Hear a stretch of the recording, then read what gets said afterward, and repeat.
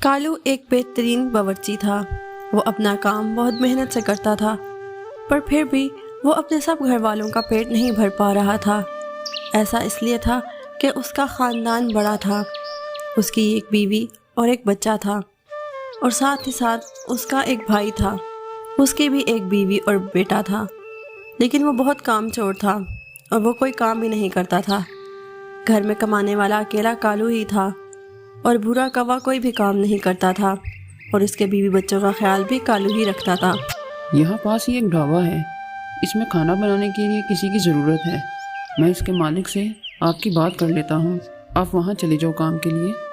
क्या मैं खाना बनाने वाला नजर आता हूँ, और मैं किसी के होटल पर जाकर क्यों काम करूँ? ऐसा सोचते रहोगे तो मिल गई नौकरी। हाँ, मुझे नौकरी करनी भी नहीं है। मैं तो पैदा ही मालिक बनने के लिए हुआ हूँ। ये होटल पर खाना बनाने का काम छोड़ो, दोनों भाई मिलकर नया ढाबा खोलते हैं और मुलाजिम रख लेंगे जो खाना बनाएंगे और काम भी करेंगे। तो हम क्या करेंगे? हम बैठकर नोट गिनेंगे। ये तो बताओ, नया ढाबा खोलने के लिए पैसे कहाँ से आएंगे, और मुलाजिम मुफ्त में काम करेंगे क्या? मैंने सब कुछ सोच लिया है और तैयारी भी कर ली है। क्या ये सब क्या कह रही हैं? मुझे भी कुछ बताएं। वो ज़मीन का सौदा कर दिया है मैंने, जो हमारी उस जंगल में है। उसके पैसे मिलेंगे, उसे हम अपना होटल खोलेंगे। ये क्या कर दिया आपने? वो ज़मीन क्यों बेच दी? मुझसे बात तो कर लेते, मशवरा ही ले लेते। चुप करो, ज़मीन का मैं कुछ भी करूं। तुम कौन होते हो मुझे ऐसा बोलने वाले? अगर होटल में हिस्सा चाहिए तो आ जाना साथ काम करवाने। भूरे कौवे ने कालू कौवे के सामने कोई रास्ता नहीं छोड़ा। मजबूर होकर कालू कौवे को भूरे की बात माननी पड़ी, और कुछ ही दिनों के अंदर दोनों भाइयों ने मिलकर होटल शुरू कर दिया। ज़मीन के जो पैसे आए उससे सिर्फ होटल ही शुरू हो सका, और कारीगरों को रखने के कोई पैसे ही नहीं बचे। कोई बात नहीं, हम मिलकर खाना बनाएंगे, हमारा होटल बहुत अच्छा चलेगा। अगर हम दोनों ही खाना बनाने लग जाएंगे तो गले पर कौन बैठेगा? एक काम कर, तू अंदर का काम देख, मैं यहाँ बाहर गले का हिसाब रखता हूँ। गौरी को भी बुला ले घर से, तेरी मदद हो जाएगी। कालू ने भूरे को कोई जवाब नहीं दिया, और गौरी भी उसकी मदद के लिए आ गई। कालू ने बहुत ही प्यार से खाना बनाया और अपने ग्राहकों को भी खिलाया। कालू का अच्छा रवैया सबको पसंद आ रहा था। अरे वाह, क्या बात है आपके खाने की, जायका बहुत ही अच्छा है। अब जब भी यहाँ आया करूँगा आपके होटल से ही खाना खाऊंगा। इस सब के पीछे सिर्फ कालू ही की मेहनत थी। उसका भाई भूरा तो सारा दिन गले पर बैठकर सुस्ताता रहता था। कालू को ये सब बुरा ज़रूर लगता था, लेकिन वो लड़ाई के डर से कुछ कहता नहीं था। फिर एक दिन, चल जल्दी होटल समेट लो, अब घर चलते हैं। अभी इतनी रात नहीं हुई, अभी कुछ देर और होटल खोल लेते हैं। यहाँ भी परदेसी परिंदे भी आ सकते हैं, और फिर हम होटल बंद कर देंगे। मुझे तो बहुत नींद आ रही है, मैं तो घर जा रहा हूँ, कुछ खाना मुझे दे दो। फिर भूरा खाना लेकर घर चला जाता है, और कुछ परदेसी परिंदे उसके होटल पर आते हैं, जिसका कालू इंतज़ार कर रहा था। काफ़ी परिंदे खाना खाते हैं और फिर चले जाते हैं। इनके जाते ही कालू होटल बंद करके जाने ही लगता है कि तभी एक बाबा वहाँ आते हैं और कालू से कहते हैं, बेटा मैं भूखा हूँ, मुझे खाने को कुछ मिलेगा? बाबा को देखकर साफ पता चल रहा था कि इनके पास खाने के पैसे नहीं हैं, लेकिन फिर भी कालू ने उन्हें खाना खिलाने का फैसला किया। कालू ने जितने भी बर्तनों में देखा तो खाना बहुत कम था। अरे ये तो बस बच्चों और गौरी के लिए है, लेकिन इन बाबा को भी तो भूखा नहीं छोड़ सकता। कालू ने काफ़ी सोचने के बाद बाबा को खाना खिलाने का फैसला किया, ना कि अपने घर वालों को। वो सारा खाना उन बूढ़े बाबा को दे देता है। तभी गौरी वहाँ आ जाती है और सारे बर्तन खाली देखकर कालू से कहती है, अरे ये आपने क्या किया, हमारे लिए कुछ खाने को नहीं बचा। हम दोनों तो भूखे रह लेंगे, पर बच्चों का क्या करें, वो शाम से भूखे हैं। कोई बात नहीं गौरी, भूरा खाना लेकर गए थे, कुछ तो बचा होगा, हम वही खा लेंगे और बच्चों को भी खिला देंगे। कैसी बात कर रहे हैं, घर पर इतने लोग हैं, आपको लगता है कि कुछ बचा होगा? गौरी की बात सुनकर कालू को एहसास हुआ कि उससे वाकई गलती हो गई। उसे सारा खाना ख़त्म नहीं करना चाहिए था। अब रात भी बहुत हो गई थी और राशन भी ख़त्म था कि कुछ बन सके। पास ही बैठे खाना खाते हुए बाबा कालू की सारी बातें सुन और देख रहे थे। खाना खाने के बाद बाबा कालू के पास आए। जियो बेटा, उदास मत हो, तुम्हें तुम्हारी नेकी का बदला ज़रूर मिलेगा।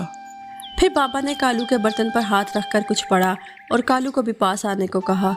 कालू को कुछ समझ नहीं आ रहा था, लेकिन फिर भी वो पास आ गया।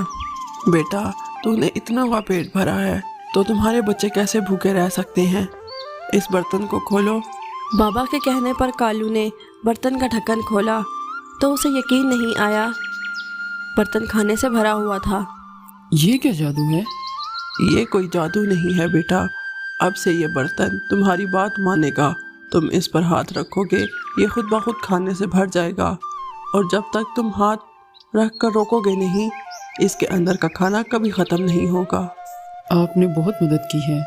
मदद तो तुम करते हो, मैंने देखा है तुमने कितने परदेसी परिंदों को मुफ्त में खाना खिलाया है जिनके पास पैसे नहीं थे। इसी तरह हमेशा ज़रूरतमंदों की मदद करते रहना। ये जादुई बर्तन हमेशा तुम्हारी मदद करेगा, और अगर कभी लालच किया तो ये बर्तन कभी तुम्हारा साथ नहीं देगा। वो बाबा फिर वहाँ से चले गए। अब कालू की काफ़ी मदद हो गई थी और उसको हर वक्त चूल्हे के आगे नहीं खड़ा होना पड़ता था। अब वो इस बर्तन पर हाथ रखता और खाना बन जाता। कालू हर रोज़ पहले अपने ग्राहकों को और फिर गरीबों में खाना बांट देता था, लेकिन ऐसा तब तक ही चल सका जब तक उसके बारे में भूरे को नहीं पता चला था। अच्छा, तो ये बात है, इसको क्या लगा ये नहीं बताएगा तो मुझे पता नहीं चलेगा। ये जादुई बर्तन इसके पास नहीं होना चाहिए। फिर एक दिन भूरे ने बहाने से कालू को काम से भेज दिया। कालू ने जाने से पहले बर्तन पर हाथ रखकर उसे रुकने का कहा और वो वहाँ से चला गया। भूरे ने कालू के जाते ही बर्तन को खाली किया और फिर उसमें सिक्के डालकर उसको बंद करके ढक्कन ढक दिया। उसको उम्मीद थी कि वह बर्तन खाने की तरह सोने के सिक्कों से भर जाएगा। अरे ये क्या, ये तो खाली है, ये बर्तन तो फजूल है। भूरे ने गुस्से में उठाकर बर्तन ज़मीन पर फेंक कर तोड़ दिया। तब तक वहाँ कालू भी आ गया था और बर्तन को देखकर वो समझ गया। कालू को गुस्सा तो बहुत आ रहा था, पर उसने बहुत काबू किया। उसने भूरे से कुछ नहीं कहा और भूरे से अलग होने का फ़ैसला कर लिया। भूरे ने उसे बहुत रोका, पर वो अपनी बीवी बच्चों को लेकर भूरे से अलग रहने लग गया, और फिर भूरे को अपने भाई और मेहनत करने की अहमियत का अंदाज़ा हुआ। तो दोस्तों, कैसी लगी हमारी कहानी हमें कमेंट्स में ज़रूर बताइएगा, और इसे अपने दोस्तों के साथ शेयर ज़रूर करना। एक जंगल में दो दोस्त टिंकू और मिंकू रहते थे। वो दोनों हमेशा साथ साथ रहते थे, सबसे दूर अपनी ज़िंदगी में मगन। वो दोनों पढ़ने के बाद नौकरी की जल्दी में नहीं थे। उनको शौक़ था पुरानी और अनोखी चीज़ों को ढूंढने का। एक दिन वो दोनों चीज़ों की तलाश में निकले तो अचानक से इनको एक चीज़ कूड़े में मिल गई। हैरान होकर उन्होंने इस चीज़ को बाहर निकाला तो वो एक चांदी का छाता था। मज़ीद आगे जाने से पहले हमारे चैनल को सब्सक्राइब करें और हमारी वीडियोस को लाइक और शेयर करें। मैंने ऐसा चमकीला छाता देखा ही नहीं।